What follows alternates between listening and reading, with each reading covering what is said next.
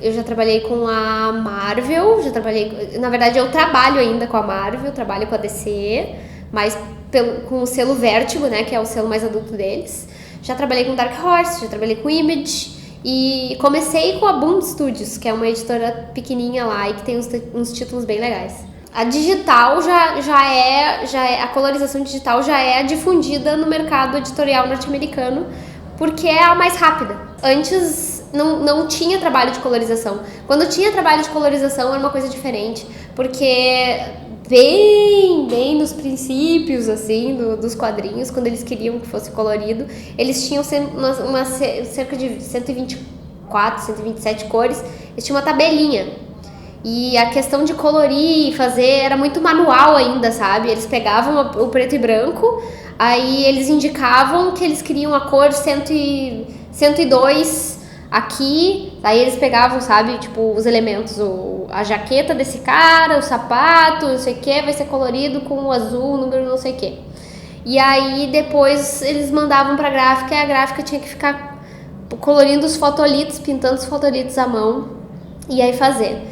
Isso por mais trabalhoso que pareça, era mais rápido do que fazer pintura artesanal, de aquarela, ou de guache, ou de, sei lá, tinta a óleo, né?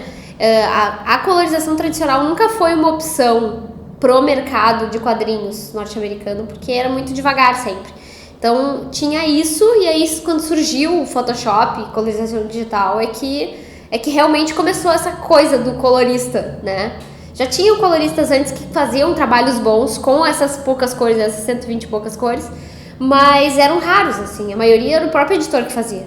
A não ser na Europa, que na Europa eles têm 2 anos pra fazer aquelas tomo de livro lindo, maravilhoso, assim, né? Mas na verdade, eu comecei com o Photoshop porque eu era jovem. Eu desenhava, eu queria os meus desenhos coloridos. A verdade é que material de cor, assim, pra criança na época, né? Eu considero 15 anos criança, né? Desculpa, os adolescentes. E eu não tava muito paciente de trabalhar com tinta, ou ficar buscando informação sobre isso. E aí quando eu descobri o Photoshop e a quantidade de tinta que tinha, sabe, de cores que tinha no Photoshop, eu comecei a aprender fazendo sozinha. Comecei a estudar mais, agora já trabalho com aquarela, já trabalho com guache, aí já fica um pouquinho mais... Mas aí, mesmo assim, eu uso pra fazer originais, né, desenhos, e não tanto por trabalho mesmo, né, porque não é muito utilizado. Eu tinha esse grupo de amigos que me influenciaram pra bem, pro bem e pro mal também, ao mesmo tempo. Por um lado, eles me trouxeram pra esse ramo dos quadrinhos, que se não fosse esse grupo de amigos eu nem sabia que esse mercado ia existir. E por outro... na verdade, eles tinham muito essa questão do comics, eles gostavam muito do comics. E eu sempre tive um traço muito mangá. Eu sempre tinha aquela coisa, esse mangá não vai dar nada, né? E os caras não gostavam, ficavam me enchendo o meu saco. E eu acabei enchendo o saco dessa cobrança. Cara, então vai te catar, tô desenhando aqui, tem 17 anos, tô desenhando aqui, não tá mais divertido, sabe? E aí, quando eu comecei a colorir, eu achei muito mais interessante. Eu continuei sofrendo desestímulo, assim, por parte deles, porque eu coloria também com muito flat. E eles estavam acostumados a ver os super-heróis que tinham aquelas cores mais brilhantes, renderizadas, que eu odeio até hoje. Em 2004, eu entrei na faculdade. Entrei na faculdade de publicidade e propaganda. Até aí, eu achava que eu ia ser publicitária e tal, beleza. E em 2005... a gente tava trabalhando com eu e um outro grupo de amigos, né? E aí em 2005, a gente trabalhava com uma editora egípcia chamada Aka Comics. Era quadrinho pro Oriente Médio, assim, super-heróis do Oriente Médio, assim. Não muito depois do 11 de setembro, assim, né? Tipo, só uns 4 anos depois do 11 de setembro, ele tava querendo lançar esses quadrinhos do Oriente Médio na San Diego Comic Con. E ele nos levou pra lá, pra gente ficar no stand e tal. E é claro que essa editora não foi pra frente, faliu, né? Mas a gente, pelo menos nessa viagem, eu tive a oportunidade de conversar com um colorista. Eu conversei com o Bill Crabtree pela primeira vez, assim. E aí eu vi que, nossa, realmente existe um mercado aqui. Eu posso fazer isso, sabe? Eu posso continuar trabalhando com histórias em quadrinhos. E eu já estava trabalhando com algumas coisas da Boom Studios também. Fui fazendo a matemática, né, de quanto que ganhava em dólar, não sei o quê. Eu parei pra pensar e disse assim, cara, só um pouquinho. Isso é mais do que um estagiário, do que um formado em publicidade vai ganhar. Eu decidi, assim, beleza, eu acho que se eu parar e começar a investir nessa carreira agora, acho que vai ser uma carreira promissora, assim, sabe? Eu não me arrependo até hoje, porque todos os meus amigos que são formados em publicidade ou saíram da publicidade ou estão infelizes na publicidade, porque na publicidade você pode ser estagiário, criação, diretor de arte e dono de agência. Pronto, acabou o plano de carreira. Somos todos publicitários. Eu fiz um Superman Batman uma vez, só que ele foi mais importante pra mim, porque foi meu primeiro trabalho pra DC com personagens muito conhecidos. Só que eu não acho que foi uma coisa pra minha carreira, não foi importante pra minha carreira, sabe? Ainda tava meio nas sombras, assim. Pra mim, o maior foi o Casanova mesmo. Na verdade, por ser um projeto menor, assim, Marvel Icon e tal, não tinha lá uma venda estrondosa, mas como foi ele que me indicou ao Eisner, acabou chamando a atenção de muito editor. Ele foi o mais importante, sem dúvida, assim. Aqui no Brasil foi o Astronauta, né? Mas lá eu acho que foi mais o Casanova mesmo e tal. Mas uma coisa que eu percebo bastante, assim, toda vez que eu vejo algum review, alguma coisa, sempre tem alguém que comenta as cores quando eu tô, assim, sabe? Às vezes tem muitos que ignoram, né? Muitos reviews ignoram totalmente a questão da cor, como se o colorista não fizesse parte do processo. A educação sobre a colorização, acho que só começou agora com a internet, na verdade. Início dos anos 80, tava começando a colorização digital. E até então, tava tendo um momento muito experimental, assim. Tu vai ver uns quadrinhos do início da colorização digital, tu quer arrancar os teus cabelos, assim, sabe? Porque eles começaram a mexer em filtro do Photoshop pra ver como é que funcionava, botavam foto no meio do desenho, sabe? Então, tava um lance meio experimental que a galera tava aprendendo, porque a verdade é que todo colorista de hoje é autodidata, então cada um tem um método de colorir totalmente diferente do outro. Com a internet, a popularização da internet, coisa assim, eu acho que a gente começou a mostrar mais nosso trabalho. Olha aqui, ó, fala da minha cor, fui eu que colori isso aqui. E aí os coloristas começaram a ser mais enxergados, isso é uma palavra? Mais vistos, eles começaram a ser mais vistos. Começou a surgir mais o conhecimento a respeito do trabalho de colorista. Os melhores críticos de quadrinhos são os fãs de quadrinhos que estão fazendo blogs e coisas do gênero, assim, porque crítico mesmo, esses pomposo aí, que fazem crítica de livro, não sei o que, eles não estão nem aí pra isso, eles acham que não é subliteratura, quadrinhos é subliteratura. Opa, ok. Pois é, faz parte dessa maturação que eu tava falando, porque agora na DC, além de royalties, a gente também tem nome na capa agora. Na Marvel já sempre teve, assim, né? No caso Marvel DC. A Marvel é uma editora mais... não vou dizer que ela é menor.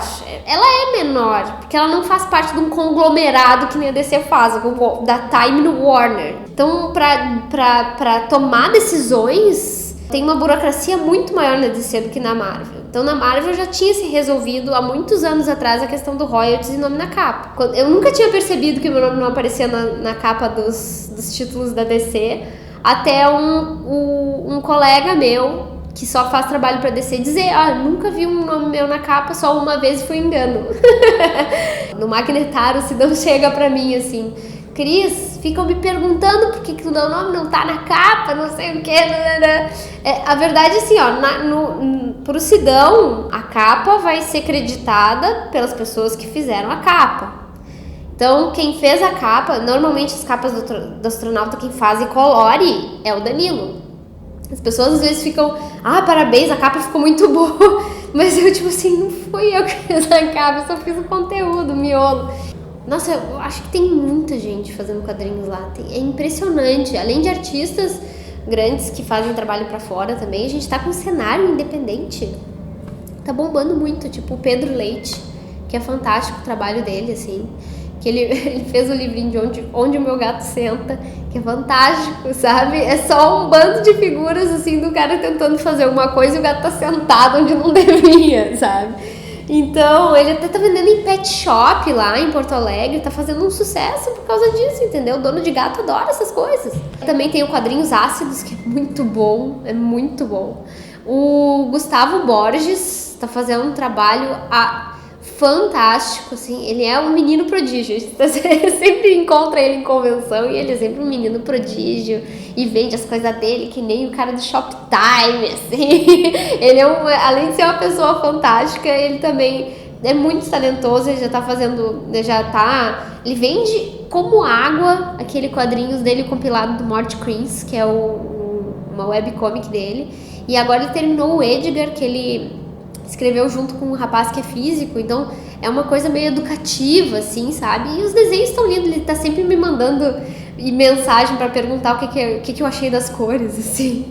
É estranho, porque tem muito quadrinista lá, tem muito quadrinho independente, a gente não consegue ter muito contato com fã, sabe? O pessoal mais que de fora do Brasil conhece mais a gente do que o pessoal lá dentro da própria Porto Alegre, assim. E Porto Alegre é um ovo, né? Que nem a gente sempre fala, né? A gente vai na esquina e encontra todo mundo, assim. Mas mesmo assim, a divulgação desse tipo de trabalho lá é muito difícil. Muito difícil. É um monopólio daquela RBS que só publica o que quer, entendeu? Publicidade é uma coisa, assim, que não dá pra falar. Assim, sabe? Uma frustração em cima de frustração. Cada propaganda que eu vejo na televisão, pra mim, sabe? Porque eles deixaram... É claro, assim, eu não vou dizer que faça arte, não faça publicidade, não sou tão lúdica assim, sabe? Eu sou uma pessoa prática, porque afinal de contas eu sou formada em publicidade, só que eu acho que não precisa deixar de lado a estética só pra vender, entendeu? É que eu acho que o problema da publicidade não é o publicitário, o problema da publicidade é o cliente.